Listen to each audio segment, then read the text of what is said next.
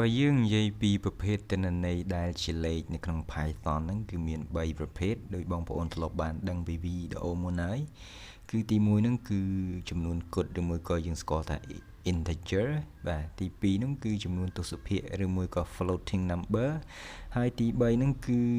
លេខសាមញ្ញឬមួយក៏ភាសាខ្មែរនៅក្នុងគណិតវិទ្យាយើងគេហៅថាចំនួន complex ឬមួយក៏ complex number អញ្ចឹងនៅក្នុងវីដេអូនេះដែរខ្ញុំនឹងបង្រៀនអ្នកទាំងអស់គ្នាបន្ថែមទៀតជាមួយនឹងការប្រើប្រាស់ប្រភេទទិន្នន័យជាលេខនៅក្នុង Python អញ្ចឹងកុំឲ្យខាតពេលវេលាយូរតោះយើងចូលទៅមើលទាំងអស់គ្នាហើយនៅក្នុងវីដេអូនេះដែរខ្ញុំនឹងប្រើប្រាស់ text editor ឈ្មោះថា Jupyter Notebook ហើយបើសិនជាបងប្អូនអត់ទាន់មាន Jupyter Notebook តម្លើងទេបងប្អូនអាចមើលវីដេអូខ្ញុំដាក់នៅក្នុង link នៅក្រោម description នៃវីដេអូហ្នឹងបងប្អូនអាចចុចតាម link ហ្នឹងទៅមើលពីរបៀបតម្លើង Jupyter Notebook បានហើយអញ្ចឹងខ្ញុំចូលទៅ run Jupyter Notebook សិនខ្ញុំចូលទៅ command prompt ខ្ញុំវាយ cmd មកហើយខ្ញុំបើក command prompt អូខេពេលដែល command prompt load ឡើងយើងគ្រាន់តែវាយ Jupyter Notebook បាទប៉ុណ្ណឹងមកហើយ enter ចាំវាបន្តិចទៅវា load បើកជាមួយ browser ឲ្យយើងហើយបញ្ជាក់ដែរបងប្អូនហាមបិទ terminal ដែលយើងបើកនេះវាប្រៀបដូចជា server អញ្ចឹងបាទអញ្ចឹងយើងចូលទៅតការងាររាល់ដងខ្ញុំដាក់នៅក្នុងនេះ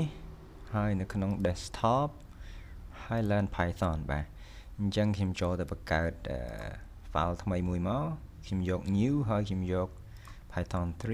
3បាទហើយពេលនេះខ្ញុំដាក់ឈ្មោះវាខ្ញុំ click កន្លែង untitle នេះមកហើយខ្ញុំដូនឈ្មោះវាដាក់ថាម៉េច number Python នេះចឹងដែរអូខេដាក់យ៉ាងម៉េចក៏បានដែរឲ្យតែបងប្អូនស្រួលចំណាំ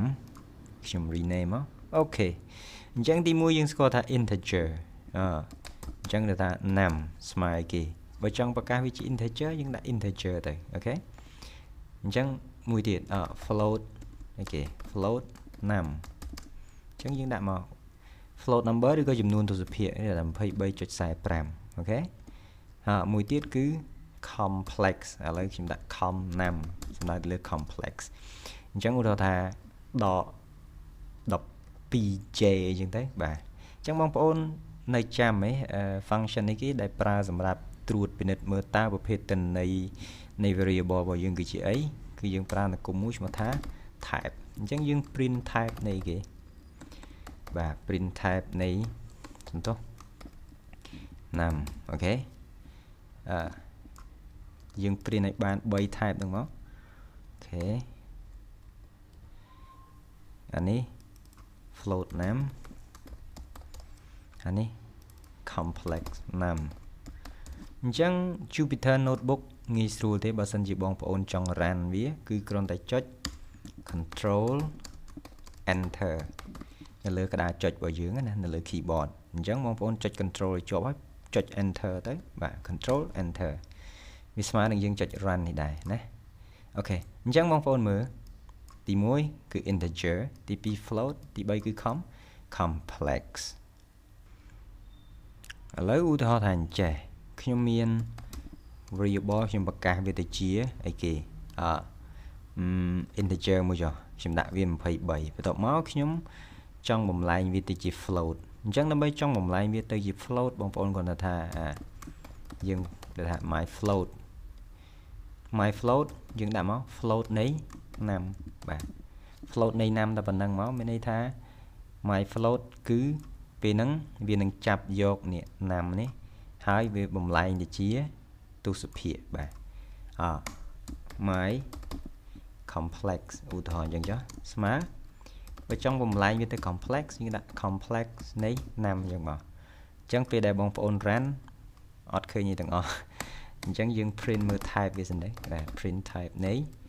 my float ហើយមួយទៀតយើង copy ទៅលឿនបាទអ្នក IT ត្រូវចេះ copy តិចបាទអានេះ my complex បាទអញ្ចឹងបងប្អូន control enter ដែរឃើញទេអញ្ចឹងពេលហ្នឹងវាคล้ายទៅជាfloat ហើយនឹង complex ម្ដងបើបងប្អូនអត់ជឿទេបងប្អូនអាច print តម្លៃវាបាន print ឲ្យវាបោះតម្លៃ my float មួយទៀតគឺឲ្យវា print my complex អញ្ចឹងមកអូខេ patron enter ឃើញអត់ 23.0 អញ្ចឹងដំបូងវា23ទេដល់ពេលយើង convert វាទៅជា float អញ្ចឹងវាទៅជា 23.0 ហើយនេះវា convert ទៅជា 23 បូក 0j ឲ្យតែបងប្អូនឃើញមានអក្សរ j ហ្នឹងគឺជាផ្នែកនិមិត្តនៃ complex number ហើយនេះគឺជាផ្នែកពិតបាទការបំលែងប្រភេទទិន្នន័យទាំងអស់ហ្នឹងឯងនៅក្នុងភាសា programming យើងហៅវាថា casting ណា casting យើងទៅសេបែបនេះ casting អញ្ចឹងឲ្យតែថាបងប្អូនបំលែងប្រភេទទិន្នន័យគឺគេហៅថា casting ហើយមានន័យថាបំលែងពីប្រភេទមួយទៅប្រភេទមួយអញ្ចឹងទៅឧទាហរណ៍នេះ23ក៏ប៉ុន្តែបើសិនជាខ្ញុំដាក់ចង់បំលែងវាទៅ string ខ្ញុំវាយមក my string ស្មើនឹង str យើងប្រើ function មួយឈ្មោះថា str នៃ num អញ្ចឹងពេលហ្នឹង23វាលែងคล้ายទៅជា number ទៀតហើយវាคล้ายទៅជា string ឬមួយក៏คล้ายទៅជាអក្សរអញ្ចឹងបងប្អូនអាច print មើលបាទ my string complete my underscore string ហើយយើង print មើល data type របស់វា print data type របស់វាមកនេះដាក់មក my underscore string press enter អញ្ចឹងគេ str អញ្ចឹងវាคล้ายទៅជា string ម្ដងហើយ20ដីហ្នឹងវាលែងคล้ายទៅជាលេខហើយបើបងប្អូនអត់ជឿចាំមើលខ្ញុំមានលំហាត់ណែនាំមួយទៀតឥឡូវខ្ញុំចុចបង្កើត cell ថ្មីមួយនៅខាងក្រោមនេះខ្ញុំដាក់number 1អូខេ number 1ស្មើនឹង str នៃ30អូខេnumber 2ស្មើ str នៃ10អញ្ចឹងបើសិនជាបងប្អូនធ្វើប្រមាណវិធីអញ្ចឹងយើងអាច print បាទ number 1សំទោសយើងដាក់ចេះមកទៅយើងដាក់ number 1 plus number 2អញ្ចឹងបងប្អូនអាចទាយមើលតើលទ្ធផលចេញអីគេបាទអញ្ចឹងខ្ញុំ control enter ទៅបងប្អូនឃើញទេ30 10វាគួរតែចេញ40មែនទេតែមិនមែន40ទេដោយសារអីដោយសារតែយើងបានបំលែងវាទៅជា string ហើយអញ្ចឹង string បូកមួយ string គឺវាបន្ត string ចូលគ្នាមានន័យថា30តជាមួយ20កន្លែងហ្នឹងបានន័យថាអញ្ចឹងបាទតនេះកន្លែងហ្នឹងបាទអញ្ចឹងរំលឹកឡើងវិញគឺថ្ងៃហ្នឹងបងប្អូនចេះ casting មានន័យថាបងប្អូនអាចបំលែងពីប្រភេទទិន្នន័យមួយទៅប្រភេទទិន្នន័យមួយដូចជា int បាទដូចជា float បាទដូចជាគេ string បាទដូចជាគេទៀត complex number អូខេបងប្អូនក៏អាចបំលែងពីលេខទស្សភាគទៅជាលេខ integer បានដូចគ្នាណាឧទាហរណ៍ខ្ញុំមាន x បាទ x ស្មើនឹង 21.34 ឧទាហរណ៍ណាអញ្ចឹងបើសិនជាយើងបំលែងវាយើងប្រកាស variable មួយទៀតឈ្មោះថា y ស្មើនឹង int នៃ x អញ្ចឹងពេលហ្នឹងវានឹងក្លាយជា integer អញ្ចឹងវានឹងបំបត្តិលេខទស្សភាគចោលបើសិនបងប្អូនទាំងអស់គ្នា print y control enter យើងឃើញ20 21អញ្ចឹងមានន័យថាវាក្លាយទៅជាចំនួនគត់ហើយយើង print type មកបាទ print type នៃ y អញ្ចឹងពេលហ្នឹងបងប្អូននឹងឃើញថាវាគឺជា integer វាលែងទស្សភាគហើយបាទមួយទៀតការប្រើប្រាស់ type casting នេះក៏សំខាន់ដែរបងប្អូនអរគ្នានៅពេលដែលយើង input value ពី keyboard ទៅណានៅពេលដែលយើងចង់យកឲ្យ keyboard បំលែងទៅជាទិន្នន័យអីមួយឧទាហរណ៍ចាខ្ញុំបង្កើត cell ថ្មីមួយទៀតអញ្ចឹងនៅពេលហ្នឹងឧទាហរណ៍ខ្ញុំតាំងអញ្ញត្តិមួយឬក៏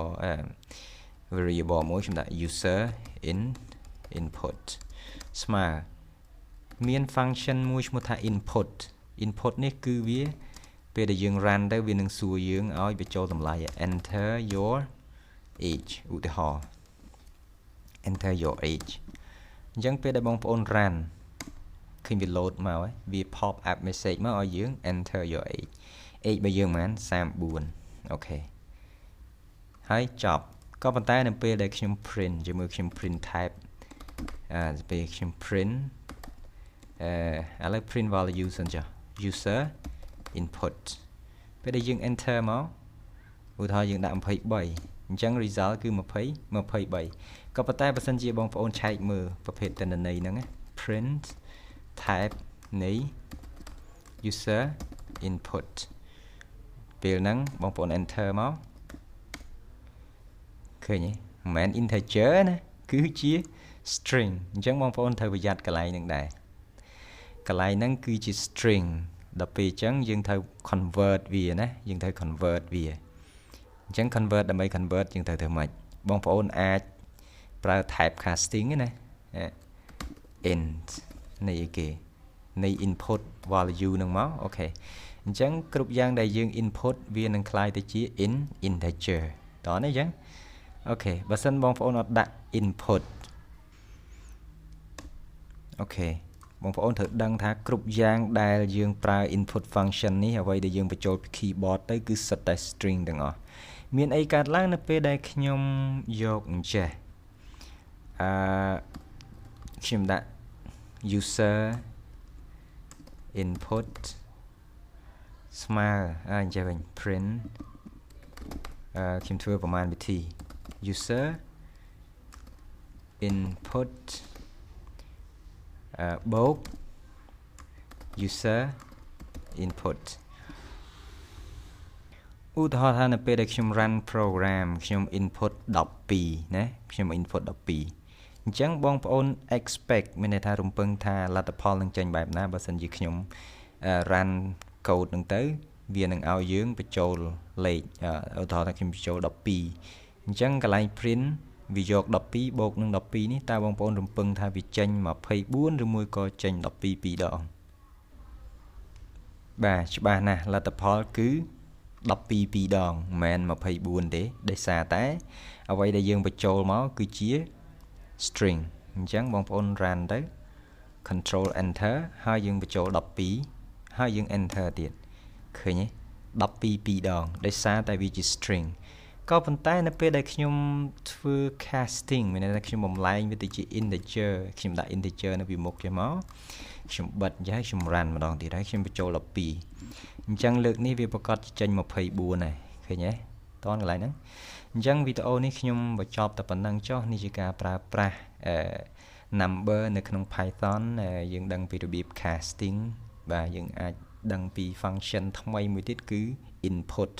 ជួបគ្នាវីដេអូក្រោយយើងនឹងនិយាយអំពី string បាទតើ string ធ្វើការងារអីបានខ្លះអញ្ចឹងបាយបាយ